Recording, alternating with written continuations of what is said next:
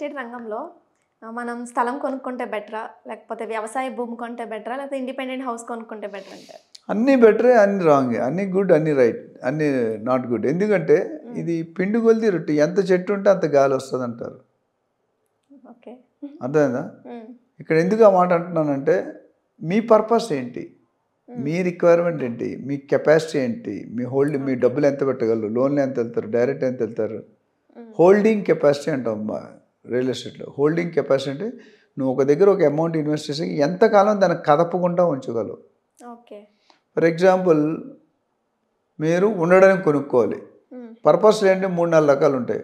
అంటే ఉండడానికైనా కొనుక్కుంటారు, ట్రేడింగ్కి అయినా కొనుక్కుంటారు, రెంటల్ ఇన్కమ్ కొనుక్కుంటారు, లేదా లాంగ్ టర్మ్ ఇన్వెస్ట్మెంట్ కొనుక్కుంటారు జనరల్గా.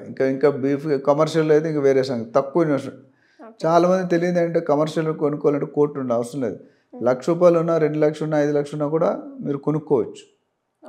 పార్ట్ కొత్త పాలసీ వచ్చింది కమర్షియల్ కాంప్లెక్సెస్లో.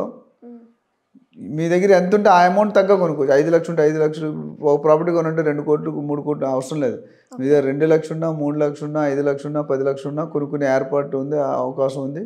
ఎవరికైనా దాని మీద కూడా ఇంట్రెస్ట్ ఉంది, నా దగ్గర ఎక్కువ డబ్బులు లేవు కానీ కొద్దిగా ఉన్నాయి, దానికి రియల్ ఎస్టేట్ మొత్తం ప్రాపర్టీ కొనక్కర్లేదు, పార్ట్ ఆఫ్ ది ప్రాపర్టీ కొనుక్కొని మీకు రిటర్న్స్ వస్తాయి. Day 1 నుండి రిటర్న్స్ వస్తాయి. ఇవాళ పెడితే రేపు నుండి రిటర్న్స్ వచ్చేస్తాయి. అలాంటి అవకాశాలు కూడా మన దగ్గర ఉన్నాయి రియల్ ఎస్టేట్లో. సో దాని మీద ఇంట్రెస్ట్ ఉన్న వాళ్ళు ఎవరైనా మనం కన్సల్ట్ చేయొచ్చు. ఇక్కడికి వచ్చేసరికి సో నేను ఉండడానికి కొనుక్కోవాలనుకుంటే డెఫినెట్గా మీరు ఫ్లాటే కొనుక్కోవాలి, లేదా ఇండిపెండెంట్ హౌస్ కొనుక్కోవాలి. ఇప్పుడున్న పరిస్థితుల్లో ఇండిపెండెంట్ హౌస్ కొనుక్కోవడం మన వల్ల కాదు, కోర్టులో వెళ్ళిపోతుంది. కాబట్టి ఫ్లాట్ కొనుక్కోవాలి. ఫ్లాట్ ఎంత, మీ దగ్గర 50,00,000 ఉంటే సిటీలో రాదు, సిటీకి 20-30 కిలోమీటర్ దూరంలోకి వెళ్ళిపోవాలి. కుక్కడపల్లిలో కూడా ఫ్లాట్ 1.5 crores చెప్తున్నారు. సో అది ఒకటి. రెండోది ఇండిపెండెంట్ హౌస్ కావాలంటే మీ దగ్గర 5 కోట్లు 10 కోట్లు బడ్జెట్ ఉంటే ఇండిపెండెంట్ హౌస్ కొనుక్కోవాలి. ట్రేడింగ్ చేయాలనుకుంటే ఆల్రెడీ మార్కెట్లో డెవలప్ అయ్యి అన్ని ఇన్ఫ్రాస్ట్రక్చర్ అనేది కొనుక్కోవాలి. లాంగ్ టర్మ్ అంటే డెఫినెట్గా 50 నుండి 100 కిలోమీటర్ దూరంలోనే కొనుక్కోవాలి. ఏమి డెవలప్మెంట్ లేని దగ్గర కొనుక్కుంటే మీకు అప్రిషియేషన్ ఎక్కువ వస్తుంది.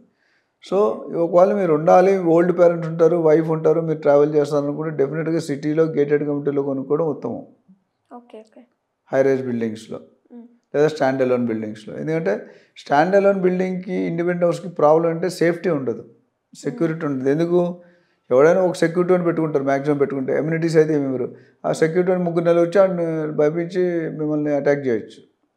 గేటెడ్ కమ్యూనిటీలో ఇప్పుడు 200, 300, 2,000 ఫ్లాట్స్ ఉంటాయి, వాళ్ళు చేయలేరు. గేట్ 100 మంది పని చేస్తారు రాత్రి కూడా.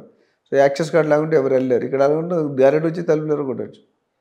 మనం ఇప్పుడు ఒక 2 years 1 year బ్యాక్ చూశాను, ముస్లిం పెద్ద 80 years ఉన్నారు, ఎవరు కనిపెట్టారు, రాత్రిపూట వెళ్ళి కత్తి చూపించి వాళ్ళు కొద్దిగా ఘాట్లు పెట్టేసి వాళ్ళ దగ్గర ఉన్న బంగారం డబ్బు ఎత్తుకెళ్ళిపోయారు. Because there is no security. So ఇది ఏంటంటే క్షణంకి మారిపోతుంది. అండ్ మన పర్పస్ బట్టి మారిపోద్ది, మన బడ్జెట్ బట్టి మారిపోద్ది, మన ఏరియా బట్టి మారిపోద్ది, మనం ఎక్కడ జాబ్, మన ఏజ్ బట్టి కూడా మారుతుంది మీ డిసిషన్.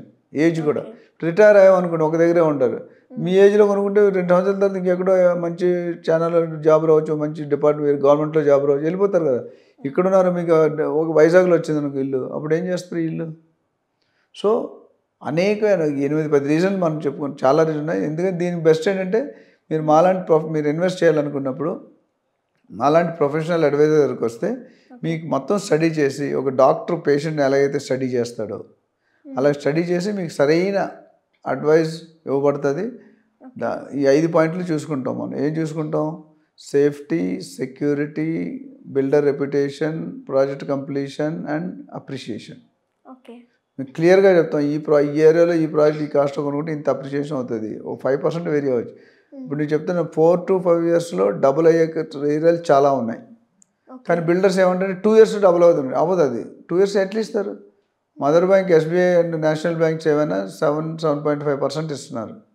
7%కి డబుల్ కావాలంటే అంతే 12 సంవత్సరాలు 13 సంవత్సరాలు అయితే కానీ డబుల్ అవ్వదు. మరి 2 సంవత్సరాలు ఎట్లా ఇస్తారు బిల్డర్. మనం టెంప్ట్ అవుతాం, టెంప్ట్ అవ్వకూడదు.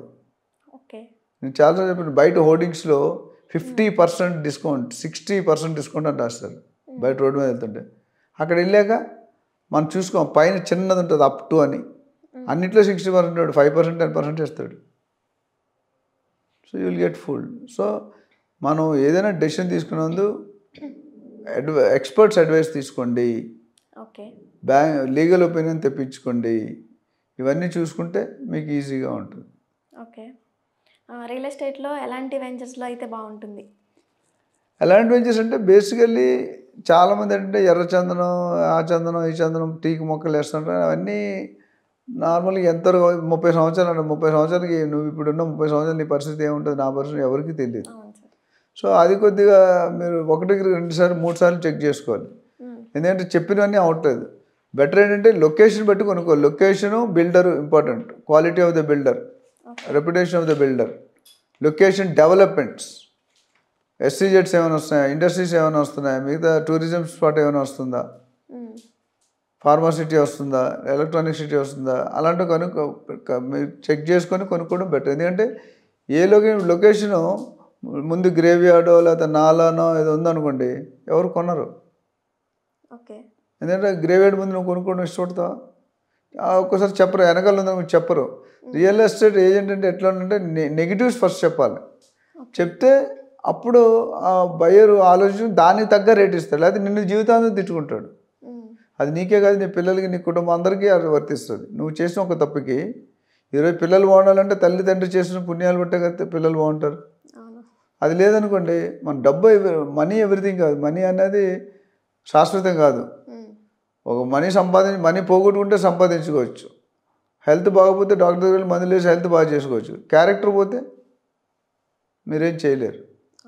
సో రియల్ ఎస్టేట్ ఏజెంట్కి ఆ క్యారెక్టర్ అనేది వెరీ ఇంపార్టెంట్. అదే మీరు ట్రైనింగ్లో చెప్తాం, రియల్ ట్రాన్సాక్షన్ ట్రైనింగ్లో ఏజెంట్స్కి ఇచ్చినాడు.